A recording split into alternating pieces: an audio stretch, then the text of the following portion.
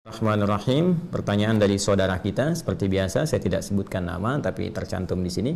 Assalamualaikum Ustadz. Waalaikumsalam warahmatullahi wabarakatuh. Mohon pencerahannya. Untuk korban seperti hewan kambing, apa harus menunggu hewan tersebut umurnya sudah dewasa untuk disembelih, dan minimal berapa umur hewan agar bisa dikorbankan? Mohon petunjuk, jazakallahu khair. Petunjuk kita mohonkan kepada Allah Subhanahu wa taala.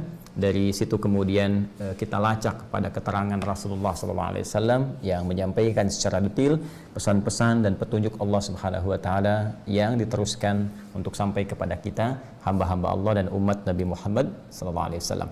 Untuk melacak keterangan Nabi SAW, kita kembali kepada kitab-kitab hadis yang merangkum keterangan Rasulullah yang bisa kita akses.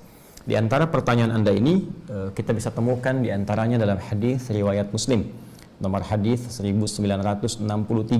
Ya, riwayatnya bersumber dari sahabat Jabir radhiyallahu taala anhu, anin Nabi sallallahu alaihi wasallam, dari Nabi sallallahu alaihi wasallam qala, beliau bersabda, la tadhbahu illa musinnatan. Janganlah kalian menyembelih hewan, ya. Ini dalam konteks yang khusus untuk berkurban.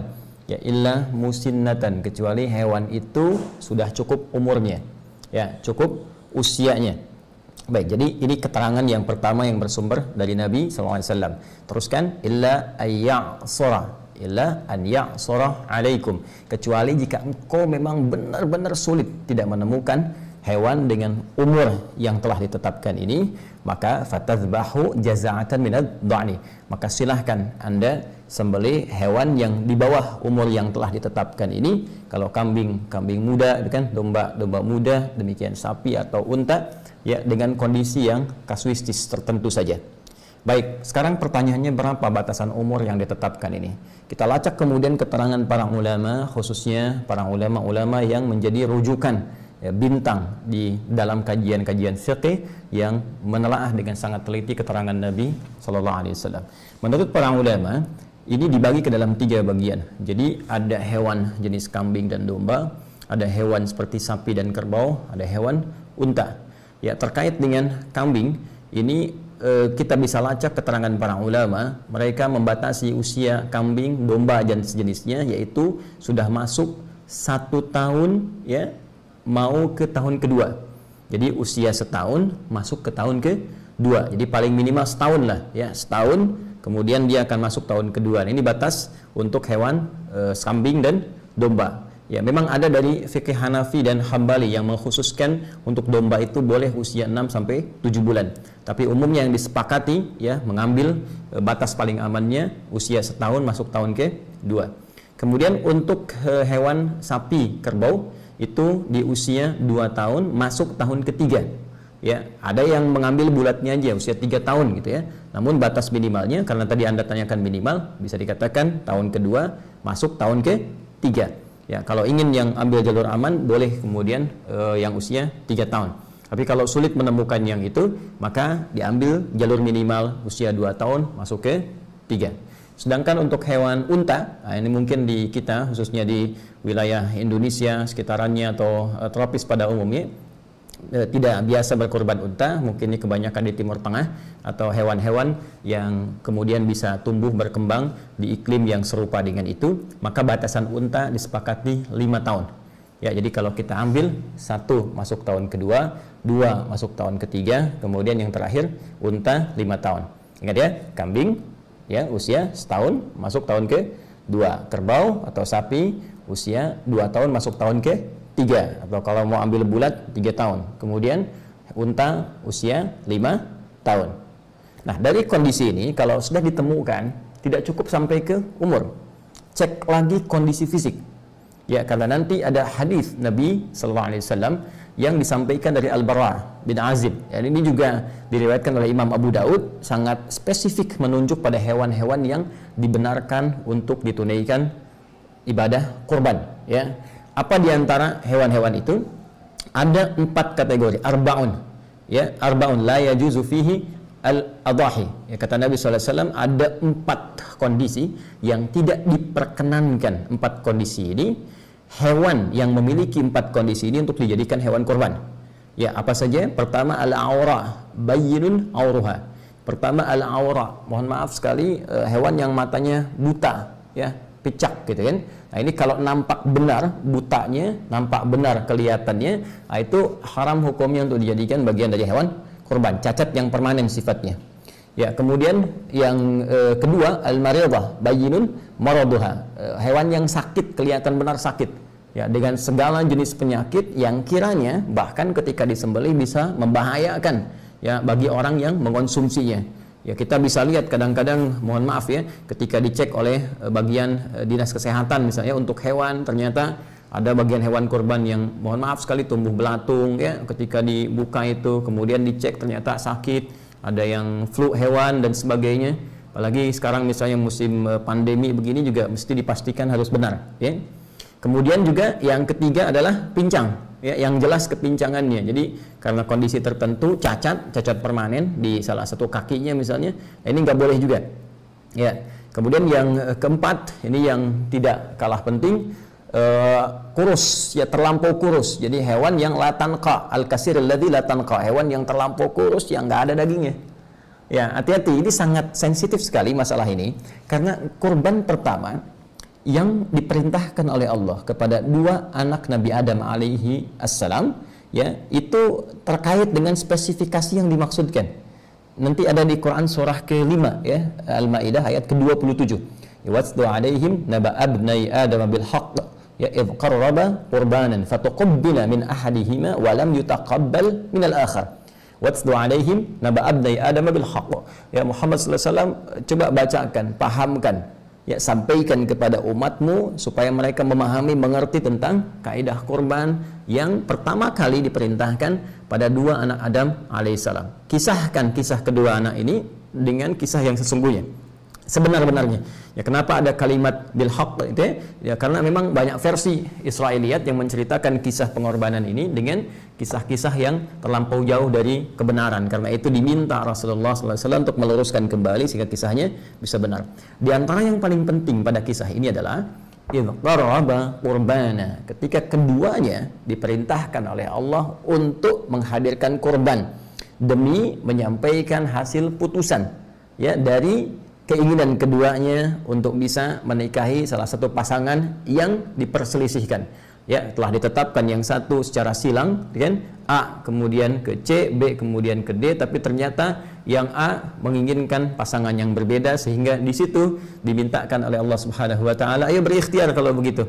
Ya, nanti yang paling serius, yang paling benar, yang paling bagus takwanya, dia bisa mendapatkan apa yang dia inginkan. Ikhtiarnya dengan apa? Kurban. Nah, karena itu kurban ini teman-teman sekalian menjadi sebuah wasilah untuk berikhtiar supaya kita mendekat kepada Allah, yang dengan pendekatan itu, ini salah satu hikmahnya, kita bisa bermohon, dan permohonan kita itu akan terjadi percepatan dalam pengabulannya. Ya, kalau saya sedikit lompat sebentar, ya, kurban itu salah satu wasilah takwa. Ya, salah satu wasilah takwa. Karena nanti di ayat lain di Quran surah ke-22 Al-Hajj, ketika Allah berfirman, la yanalallaha luhumuha wala dima'uha walakin yanaluhu taqwa minkum. Ya, yang sampai kepada Allah bukan darahnya, bukan dagingnya dari korban itu, tetapi ketakwaan Anda. Ya, takwa itu menunjuk pada kesungguhannya, keseriusannya. Nah, jadi nanti yang dilihat dari dua anak cucu Adam ini, ya, jadi bukan sekedar apa yang dikorbankan, tapi keseriusan yang menjadi gambaran dari nilai takwa yang tersemai di dalam jiwa. Nah, apa yang nampak itu? Fatuqabbala min ahadihima wa lam yutaqabbal min al-akhar. Maka dari ciri takwa ini kelihatan, satu kata Allah diterima, yang benar-benar menghadirkan nilai takwa ketika berkorban, yang satu lagi ditolak. Ketika ditelusuri kemudian kisahnya, ternyata yang diterima ini, Masya Allah, dia punya hewan ternak. Kemudian dari sekian hewan ternak itu ada di antara hewan yang sangat dia sayangi, berikan perhatian, jadi gemuk yang paling bagus, ya, dagingnya paling bagus, yang paling gemuk, yang paling bersih. Nah, itu yang dia pilih untuk dikorbankan. Ya, itu yang dia ajukan. Sementara yang satu lagi, dia punya perkebunan. Dari hasil kebunnya itu, ternyata dia berpikirnya begini, ya, seperti kelihatan logis, padahal dalam nalar syariat ini tidak masuk. Ya, seperti kelihatan logis dalam akal pikiran, padahal dalam nalar syariat ini tidak masuk.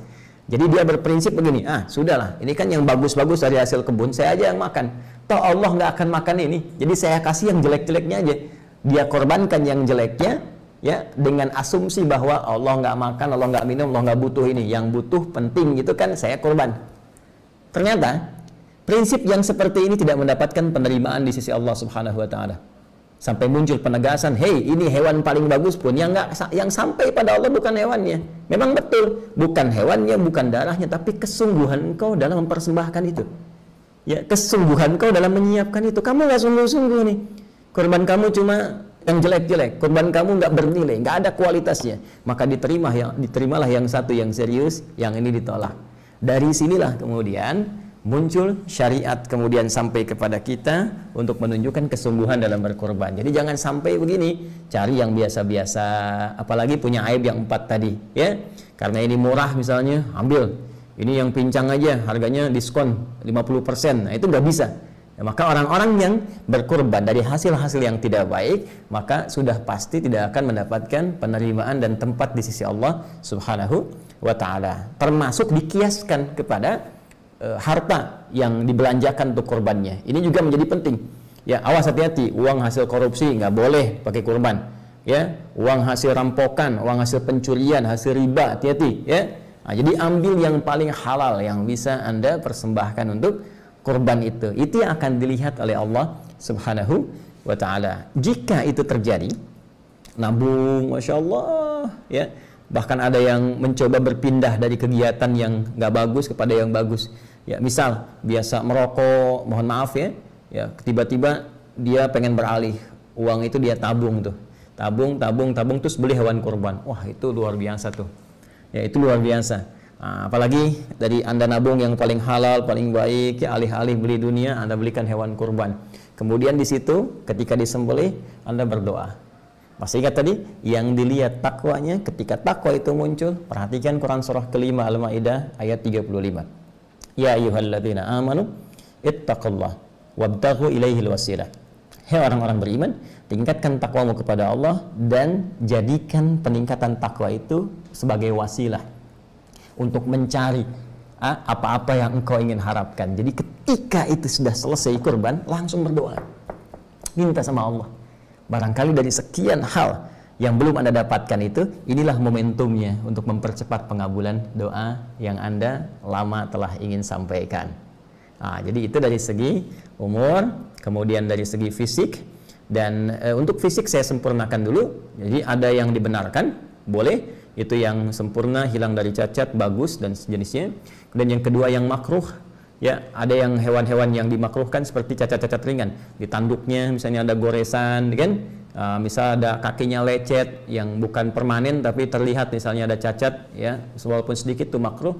Sementara yang haram tadi yang 4, yang jelas butanya, jelas sakitnya, kemudian jelas pincangnya, permanen, kemudian kurus, tidak berdaging. Nah, untuk itu sekarang persoalannya, anggarannya ada berapa? Bikin kalau ingin berkurban. Dari anggaran yang ada, cari hewan yang paling bagus dengan anggaran itu. Saya punya 2,5 juta Ustaz. Baik, berangkat. Cari 2,5 juta yang paling bagus. Ya, di kualifikasi itu. Demikian seterusnya. Dan semoga Allah mengabulkan ikhtiar kita, menerima ibadah kita, memaafkan kita, dan menyempurnakan seluruh apa yang kita mohonkan berada dalam nilai-nilai kebaikan. Adi Hidayat, subhanakallahumma wa bihamdika, asyhadu an la ilaha illa anta astaghfiruka wa atubu ilaik. Assalamualaikum warahmatullahi wabarakatuh.